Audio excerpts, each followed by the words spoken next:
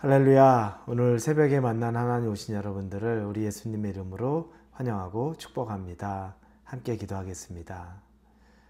하나님 감사합니다. 오늘도 좋은 날입니다. 오늘은 수요일 일주일의 한 절반 정도 오는 지점입니다. 하나님이 우리를 말씀으로 불러주셨으니 또 새 힘을 주실 줄로 믿습니다. 절반을 열심히 살았습니다. 그러나 설령 또 열심히 살지 못했다고 한다면 나머지 절반은 최선을 다해서 살아가는 그 한 주간 되게 하여 주시옵소서. 말씀이 필요합니다. 그 말씀의 능력과 감동이 우리에게 너무너무 절실히 필요합니다. 그래야 넘어지지 않기 때문임을 알고 있습니다. 하나님 우리와 함께하여 주시옵소서. 감사합니다. 그리고 기대합니다. 예수님의 이름으로 기도합니다. 아멘. 오늘 우리에게 주시는 말씀은 야고보서 5장 7절에서 11절까지의 말씀입니다. 야고보서 5장 7절에서 11절입니다. 우리가 참목소리로 7절부터 읽겠습니다. 그러므로 형제들아 주께서 강림하시기까지 길이 참으라. 보라 농부가 땅에서 나는 귀한 열매를 바라고 길이 참아 이른 비와 늦은 비를 기다리나니 너희도 길이 참고 마음을 굳건하게 하라. 주의 강림이 가까우니라. 형제들아 서로 원망하지 말라. 그리하여야 심판을 면하리라. 보라 심판주가 문 밖에서 계시느니라. 형제들아 주의 이름으로 말한 선지자들을 고난과 오래 참음의 본으로 삼으라. 보라 인내하는 자를 우리가 복되다 하나니 너희가 욥의 인내를 들었고 주께서 주신 결말을 보았거니와 주는 가장 자비하시고 긍휼히 여기시는 이시니라. 아멘. 우리는 어제 부자들에 대한 하나님의 책망에 대해서 보았습니다. 그 부유한 사람들이 돈이 많다고 해서 하나님에게 책망을 받은 것이 아니라 그들이 가난한 사람들을 돌아보지 않은 것만이 아니라 정당하게 그들에게 품삯을 줘야 되는 것도 주지 않고 그들을 피눈물 나게 하고 그들을 힘들게 했다는 것. 하나님이 거기에 대한 책망을 이야기합니다. 오늘 본문에 7절부터 반복적으로 나오는 이 이야기의 대상은 형제들아 라고 나옵니다. 이 공동체 지체죠. 형제. 교회 공동체는 형제 자매의 공동체입니다. 형제들아. 이야기만 들어도 말만 들어도 정감이 있습니다. 그런데 이 형제들 어떤 형제입니까? 사실은 핍박과 고난 가운데 그리고 그 부유한 자들의 억눌림 가운데 있는 그 형제들입니다. 그러니 그들의 삶은 형제의 삶은 어땠겠습니까? 쉽지 않은 삶이었다는 걸 우린 알고 있습니다.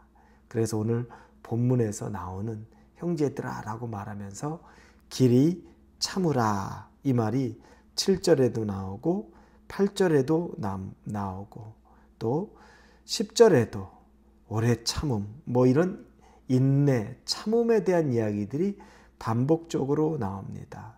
왜냐하면 부유한 자들에게 부자들에게 짓눌려서 그러나 어디에 가서도 하소연할 수 없을 정도로 저항하지도 못하는 그 사람들에게 하는 말, 견디지 못하는 자들에게 하는 말, 그런데 참으라, 인내하라 라고 말합니다. 자, 인내를 설명할 때 우리가 오늘 본문의 8절 너희도 길이 참고 마음을 굳건하게 하라. 주의 강림이 가까우니라. 우리가 인내를 생각할 때는 마음을 굳건하게 하는 겁니다. 어려운 일을 겪으면 여러분 처음으로 반응하는 게 마음이 무너지는 겁니다. 때로는 그게 슬픔으로 다가오기도 하고 때로는 그게 분노로 다가오기도 하죠. 어려운 일을 겪으면 갑자기 화가 나거나 또 너무 슬프거나 좌절하거나 이런 류의 감정들이 마음에 우리에게 다가옵니다. 그래서 오늘 본문에 보면 길이 참고 마음을 굳건하게 하라라고 말합니다.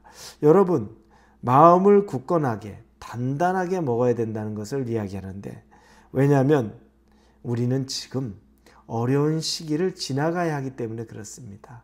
만만한 상황이 아니라는 겁니다. 저와 여러분이 어려운 시기 마음을 단단히 해야 되는 것은 정말 그게 쉬운 상황은 아니라는 겁니다. 그러기 위해서는 마음을 단단하게 먹어야 되는데, 그런데 우리가 이런 온전한 인내, 마음을 단단히 지키는 것, 우리의 마음을 지키는 것에 가장 큰 적, 그걸 무너뜨리는 것은 바로 원망입니다. 9절에 보니까 형제들아 서로 원망하지 말라. 그리하여야 심판을 면하리라. 보라, 심판주가 문 밖에 서 계시니라. 힘들면 원망하게 돼요. 네가 그래서 그랬잖니? 왜 너가 꼭 그렇게 했어야 했니? 이런 얘기들 우리 하기 쉽죠. 잘하는 이야기죠. 왜냐하면 누군가에게 이 잘못을 그냥 원망하는 마음, 그냥 어딘가 돌리고 싶은 마음이 있습니다. 근데 이게 우리의 인내를 무너뜨리는 것, 이 원망이, 처음에는 그 원망이 사람으로, 환경으로, 내가 태어난 이 환경, 왜 내 앞에 이런 일이, 그리고 왜 저 사람을 만나서 이와 같은 일로 원망이 시작되지만, 그러나 그 원망을 가만히 계속 방치하고 놔두면 결국 그 원망의 끝은 하나님께 가게 됩니다. 하나님도 나를 이렇게 버려서 이렇게 됐고, 하나님이 나는 사랑하지 않으니까, 이와 같은 일로 결국 끝은 하나님에게로 가게 되는 걸 우리는 잘 압니다. 자, 이 원망, 왜 나한테, 왜 이렇게, 사람에게서, 환경에서, 하나님이 왜 나한테 이렇게 하나님은 하십니까? 라는 그 원망. 그런데 여러분, 이 원망이 하나님이 기뻐하지 않는 거죠. 심판주가 기뻐하지 않는 거죠. 왜냐하면 하나님은 우리에게, 당신의 자녀에게 베풀어 준 것은 원망받을 만한 일들을 베풀어 준 건 없습니다. 설령 힘들다 해도 그게 최선입니다. 그게 최고라는 거죠. 우리는 이걸 이 마지막 이 마음 깊은 곳에 가장 밑바닥에 늘 깔고 있어야 되는 겁니다. 하나님이 나에게 주신 것이 최선이고 최고이고 이거보다 지금 더 나은 건 없다. 이 마음은 여러분 우리가 피조물로서 그리고 우리 아버지 하나님에 대한 마음속에 간직해야 될 가장 중요한 마음입니다. 그러면서 원망하지 않는 것, 이 원망을 잘 견뎌내는 것, 이게 얼마나 복된 사람인가를 욥의 이야기를 들어서 말합니다. 욥은 인생의 고난의 대명사였습니다. 갑자기 찾아온 말할 수 없는 풍파, 견디기 힘든, 사람으로서는 견딜 수 없는 모든 일이 한꺼번에 다가왔던 것이 욥인데, 그때 욥은 인내했습니다. 견뎌낼 수 없는 과정인데도 견뎌냈습니다. 그 인내를 통하여서 욥이 결국에 다시 섰습니다. 11절에 보니까 보라, 인내하는 자를 우리가 복되다 하나니 너희가 욥의 인내를 들었고 주께서 주신 결말을 보았거니와 주는 가장 자비하시고 긍휼히 여기시는 이시니라. 어느 때는 신앙이 여러분 견뎌내는 게, 인내하는 것, 그게 어느 때는 신앙입니다. 버티는 것, 잘 버티는 사람이 신앙 좋은 사람입니다.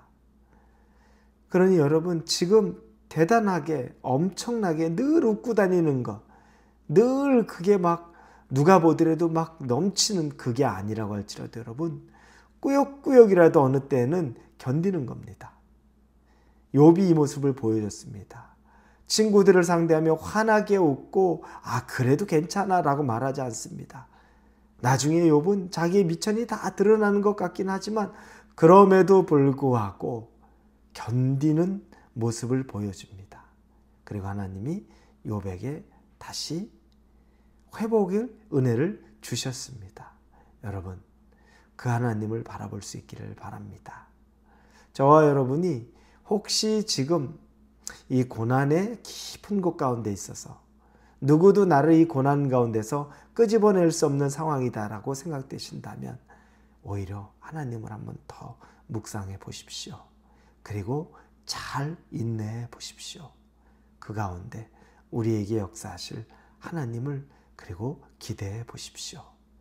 그 하나님이 여러분 가운데 반드시 당신의 존재를 드러내실 겁니다. 그 은혜가 여러분에게 있기를 예수님의 이름으로 축원합니다. 기도합니다.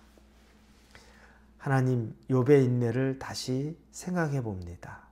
견딜 수 없는 것, 그 과정에서 견뎌내고 있었습니다.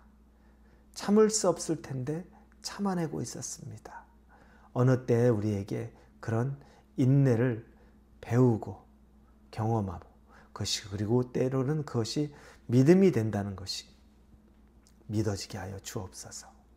예수님의 이름으로 기도합니다. 아멘.